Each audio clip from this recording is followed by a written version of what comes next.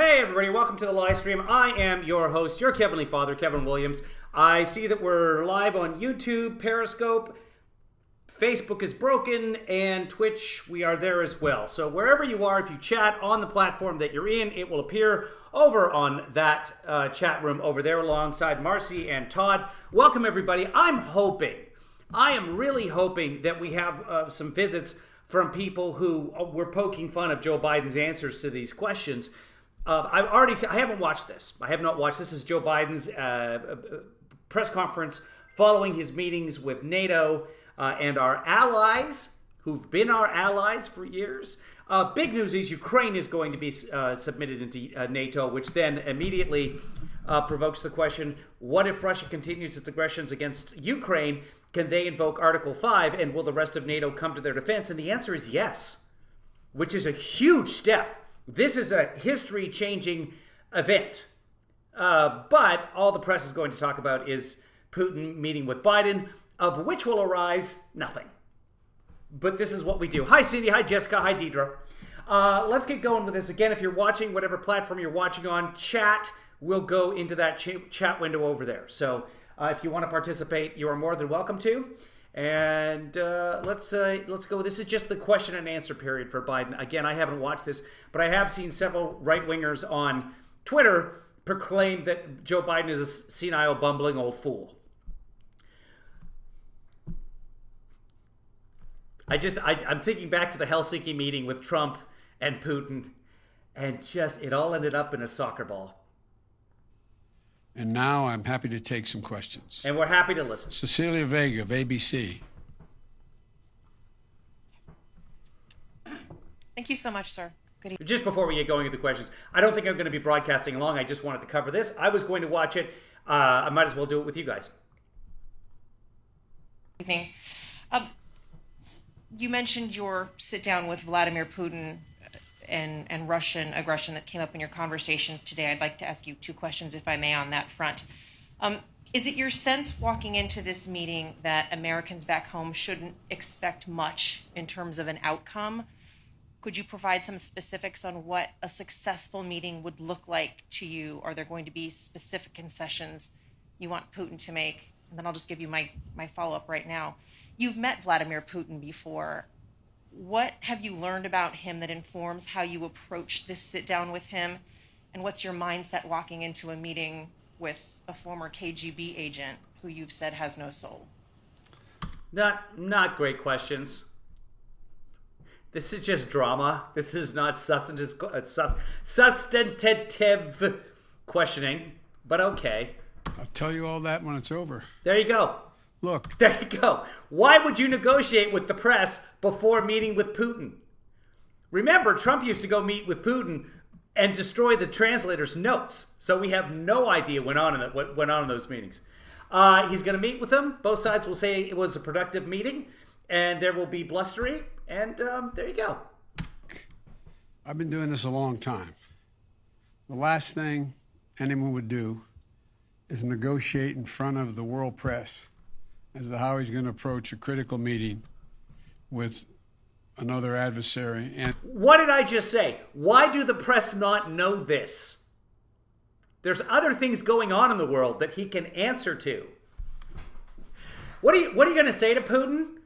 And what do you think he's mean? And or someone who could be an adversary. It's the last thing I'm going to do. But I will tell you this. I'm going to make clear. I bet the next reporter answers just a slightly different version of the same question. Hi, David. Congratulations on being first. Something wrong. The judges are drunk. That was the worst bell I've ever heard. To President Putin, that there are areas where we can cooperate if he chooses. And if he chooses not to cooperate and acts in a way that he has in the past relative to cybersecurity and some other activities, then we will respond. We will respond in kind. There need not be. We should decide where it's in our mutual interest in the interest of the world to cooperate and see if we can do that. and the areas where we don't agree, make it clear what the red lines are. I have met with him. He's bright, he's tough, and I have found that he is as they say when you used to play ball, a worthy adversary. But the fact is that I will be happy to talk with you when it's over, not before. Okay, next question will probably be about that. Let's just go back into the Wayback Machine and take a look at what happened after the last time one of our leaders met Vladimir Putin. You know, I believe it or not, I watch my words very carefully. There are those that think I'm a very stable genius, okay? I watch my And those people are not geniuses. words very, very closely. He just said it's not Russia. I will say this, I don't see any reason why it would be. The sentence should have been, I don't see any reason why I wouldn't, or why it wouldn't be Russia. So, just to repeat it, I said the word would instead of wouldn't. You know, I believe it or not, I watch my And if you remember that press conference, he then went on to imply that it was actually the press that was confused because they listened to what he said. So I'm just clearing that up. So you know, when I said would, I meant wouldn't, and that's on you guys. So come on, get your act together, enemy of the people. Let's see what the next question is. I hope it's about his feelings towards Putin. About what the discussion will entail. Nancy Cordes, CBS. Yeah, Ukraine, it will be admitted into NATO. They've been tentative going into NATO. Back in, what was it, about 2009, 2010? Somebody can fact check this. They were all for it. Remember, they were part of the Soviet Union, so not part of NATO. Then they gained their independence. Then late 2009, right around then, I can't remember they're like, hey, let's do it. Let's get back in. And then the Putin influences came into power, and so they were more Russia-friendly, and they put that on hold.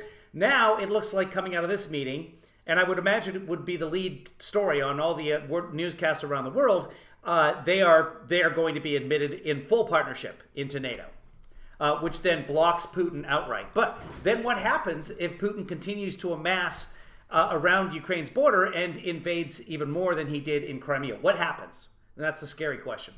But what's more important is how does Biden feel in terms of fuzziness towards Putin? Thank you, Mr. President. I also have two questions about Vladimir Putin. The first, Of course you do. is, have any of the world leaders you've met with this week expressed concern that by meeting with President Putin this early in your presidency, that it'll look like you're rewarding him? What's your second question? The second question is what it will mean for the U.S.-Russia relationship if Alexei Navalny were to die or be killed in prison. That's actually a good question, one that he won't answer, but it's a good question. I would like to know that too. Every world leader here as a member of NATO that spoke today, and most of them mentioned it, thanked me for meeting with Putin now.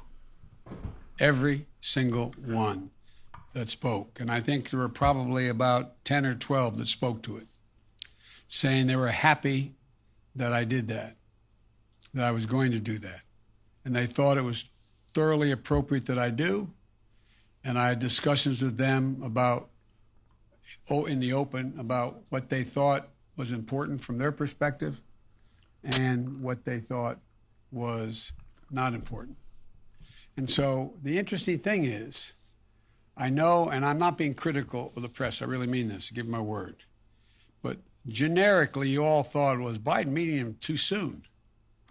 I haven't found a world leader who doesn't think it's not soon, it's just soon enough.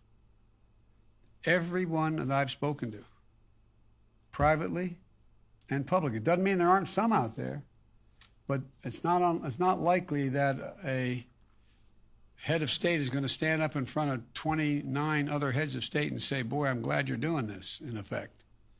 So there is a consensus. Yeah, the entirety of NATO, except for Canada and the U.S., lives in the shadow of the old Soviet Union.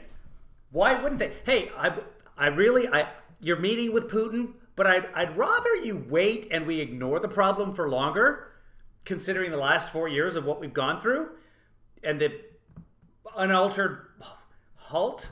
Anyway, so yeah, it was only the press thinks that. And the reason the press thinks that is because there are pundits on the other side who will raise that question. Isn't it too soon? Aren't you rewarding Putin by having a meeting with him? What? Do you think Putin found out about the meeting? It was like, oh, it's fantastic. I'm so happy now. Thank you. I've been good boy. Like, who thinks that?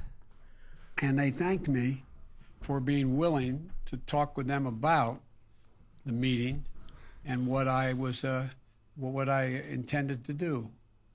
So I haven't found any reluctance. There may be someone, but not in open today or in the meetings I privately had as well. And Navalny's death would be another indication that Russia... So he's 175 years old, but he still remembered the second question and went right into it.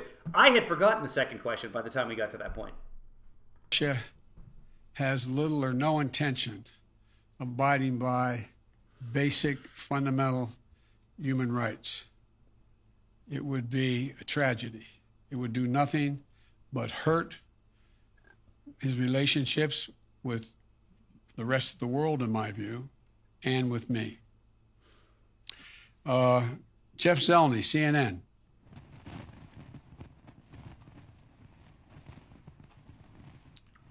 That Sergey, buzzing is the thank you. feed. In a weekend interview, Vladimir Putin laughed at the suggestion that you had called him a killer. Is that still your belief, sir, that he is a killer? That's not quite the correct wording to use there. He didn't laugh at the suggestion. He knows that Biden called him a killer, but he laughed at the concept of it, not the suggestion. But anyway, go on. He knows, and Biden did say he was a killer. Everybody knows he's a killer. Putin was asked, are you a killer? And he didn't say no. And I'll continue the trend if you don't mind of asking a second question. Do you believe if he does agree to cooperate, then what kind of a challenge do you find yourself in? How would you ever trust him? And if Ronald Reagan said trust but verify, what do you say to Vladimir Putin? To answer the first question, I'm laughing too. They actually, well, look, I mean, he has made clear that the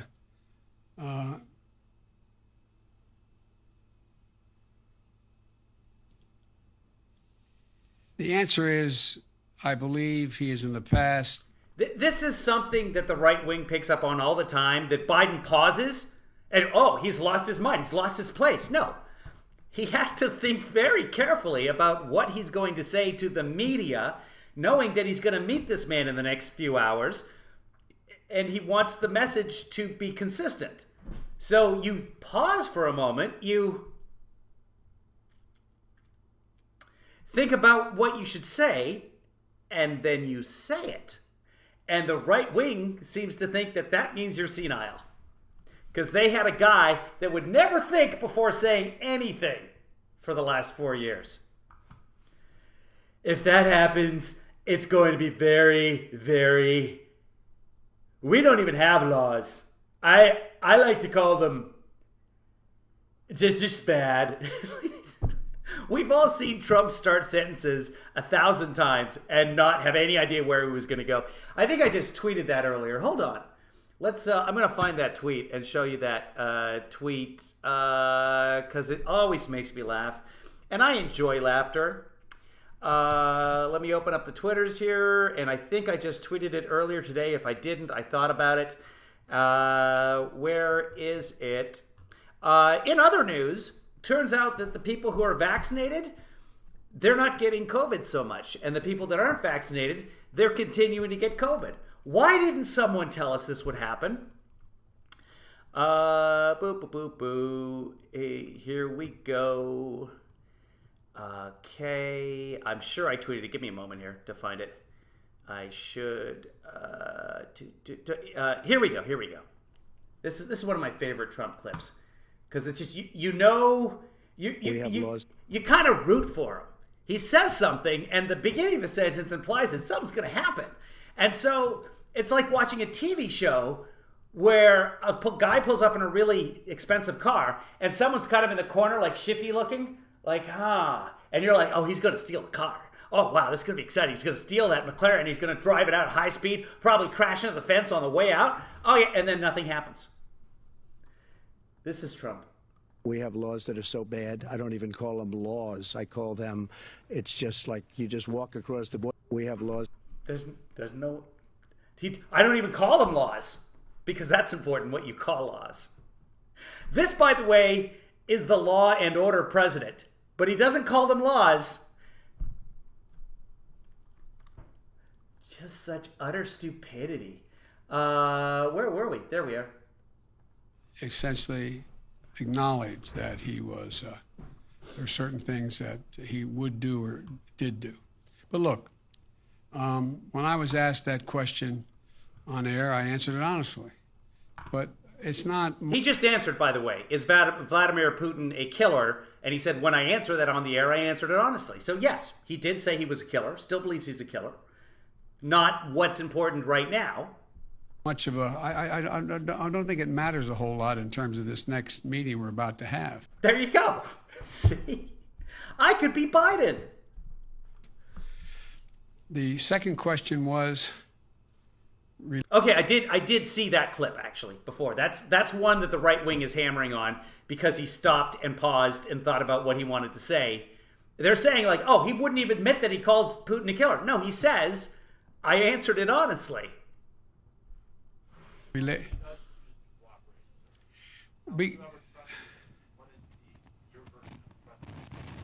I'd verify first and then trust. In other words, everything would have to be shown to be actually occurring. It's not a... Yeah, so the old Reagan saying was trust but verify. He's saying I'll verify first and then trust. But there's no trust in this relationship whatsoever. And there should not be. Everything has to be verified before trust happens. And there's no... You can't trust Putin. You just can't. About, trusting. It's about agreeing. You know, when you write... treaties with your adversaries, you don't say, I trust you. You say, this is what I expect. And if you violate the agreement you made, then quote, the treaty's off. The agreement's off. He's exactly right. Can't argue with him on that. I'd like to verify what he's saying. And I'm hoping that President Putin concludes that there is some interest in terms of his own interests. There you go. Trust but hope. Verify but hope. Hope but verify. In changing the perception that the world has of him in terms of whether or not he will engage in behavior that's more consistent with what is considered to be appropriate behavior for head of state.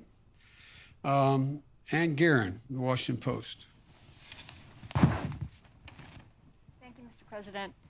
Here at this meeting and earlier at the G7, you've said several times that America is back at allies' side. But a lot of those allies are themselves pretty rattled by what happened on January 6th, an attempted overturning of your election. And they may still be alarmed by the continued hold that Donald Trump has over the Republican Party and the rise of nationalist figures like him around the world. So far, it's a statement, not a question, but I am curious to see where this goes. What do you say to those allies? What have you been saying to them at these meetings about how the next president of the United States can keep any promises you make? That's an excellent question. That is a very, very good question. To boil it down, if Trump said something and then you decide to change it, what happens when the next guy comes in? Is he going to change it? Like, how does anybody trust America? Well, until Trump, we were sort of able to do that. How do you answer this? I don't know. I'd give you the answer. I'd say the democracy survived. It was a one-day uprising, but by the end of the evening, America shone through. America was still here. America abides. But the next guy breaking the commitments, yeah, it's a possibility. I mean, just pull out of the Paris Climate Accord because That fixed everything. What I'm saying to them is watch me. I mean, I'm not saying anything, quite frankly. I'm just going out. People, as I've said before, don't doubt that I mean what I say. He took it to mean him, that she's talking about the next president after him. And they believe that I keep my commitments when I say it. I'm not making any promises to anyone that I don't believe are overwhelmingly likely to be kept. I think that we're at a moment where, I mean, let me put it this way. You may have had a different view, but I think an awful lot of people thought that my showing up at the G7 would not produce any kind of enthusiasm about American leadership and about where America was. I would suggest that it didn't turn out that way. I would suggest that there is the leaders I'm dealing with in NATO and the G7 are leaders who know our recent history, know generically the character of the American people, and know where the vast center of the public stands. Not Democrat, Republican, but who we are. We're a decent, honorable nation. And I think that they have seen things happen as we have that shocked them and surprised them that could have happened. But I think they, like I do, believe the American people are not going to sustain that kind of behavior. And so I don't want to get into these statistics because, that old phrase is Disraeli's. There's three kinds of lies: lies, damn lies, and statistics. But I think it's appropriate to say that the Republican Party is vastly diminished in numbers. The leadership of the Republican Party is fractured, and the Trump wing of the party is the bulk of the party, but it makes up a significant minority of the American people. Now we'll see. We'll see. I believe that by us standing up and saying what we believe to be the case, not engaging in the overwhelming hyperbole that gets engaged in by so many today, that I guess that old expression, the proof of the pudding is in the eating. When I said I was going to deal with beating the virus, I was going to focus on that, and I was going to get millions of shots in people's arms. It wasn't me. I just knew the American people. I knew the kind of help I'd get from the Defense Department, from police departments, from the hospitals, from retired docs. I just knew.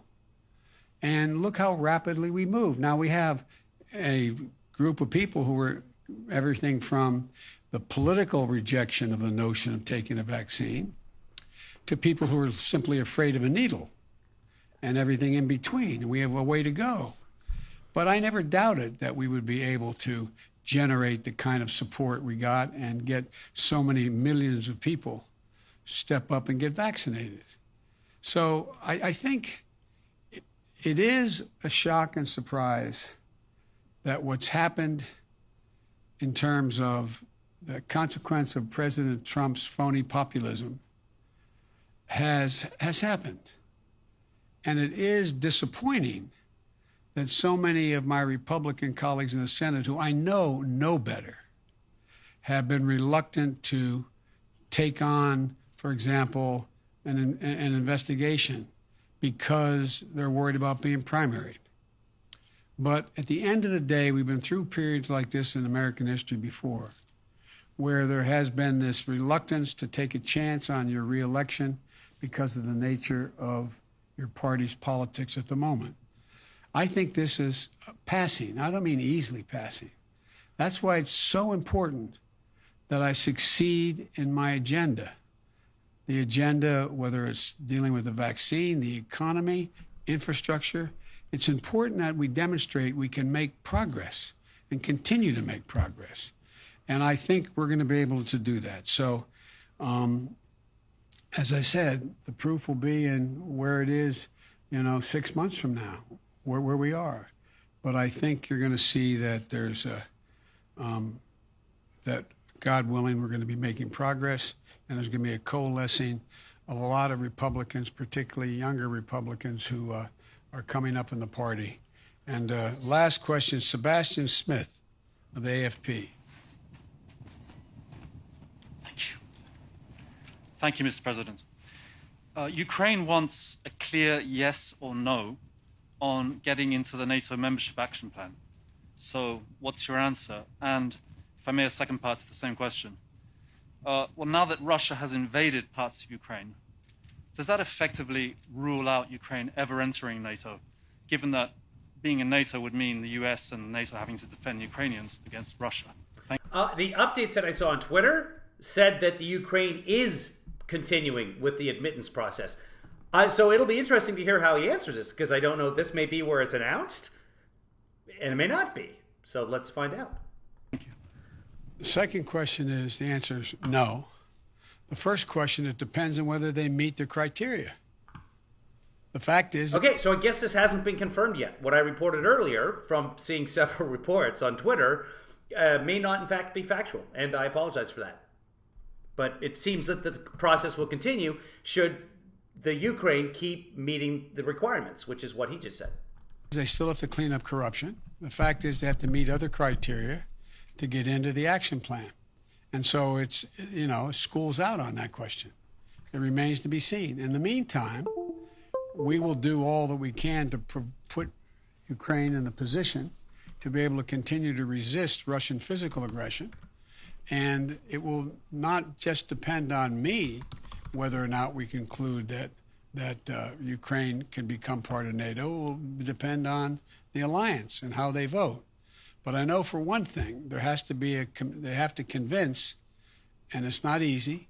I made a speech years ago to the Rada saying that I'm just going to interrupt for just a second. There is a statement from President Zelensky of the Ukraine. Remember the one who refused to announce an investigation into Biden, saying that the NATO partners, he wants to commend the NATO partners' understanding of all the risks and challenges we face. NATO leaders confirmed that Ukraine will be a member of the alliance, and it is an integral part of the membership process.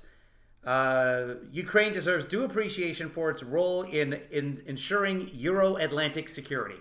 So, that's NATO continuing on its process to admittance.